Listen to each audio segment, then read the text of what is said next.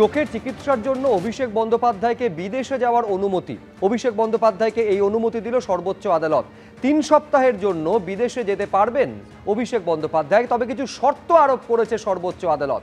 বিদেশে যাওয়ার আগে জানাতে হবে ফ্লাইট সংক্রান্ত তথ্য, জানাতে হবে বিদেশে কোথায় থাকবেন, কোথায় চিকিৎসা করাবেন, বিদেশে রওনা দেওয়ার 2 দিন আগে তা জানাতে হবে পুলিশকে। এটা সম্পূর্ণ আইনের বিষয়।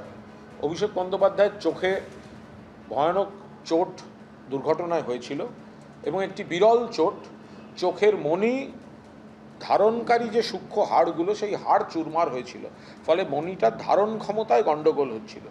একাধিকবার অস্ত্রোপচার হয়েছে, খুব ডিটেল এর বাইরে আমি বলতে পারবো না। তিনি আবেদন করেছিলেন, সুপ্রিম কোর্ট তাতে সম্মতি দিয়েছেন। না, বিপজ্জনক কিনা সে তো ভবিষ্যৎ বলবে। সুপ্রিম কোর্ট যদি মনে করে থাকেন মেডিকেল গ্রাউন্ডে কাজ করবে, নিশ্চয়ই যেতে দেবেন, কিন্তু বিদেশ যাওয়ার জন্য এত আতুর কেন? দিল্লি একজন নেতা মাঝে মধ্যে গায়েব হয়ে যান, 2 মাস 3 মাস বিদেশ চলে যান, বাংলার নেতাদেরও সেই অসুখটা ধরেছে।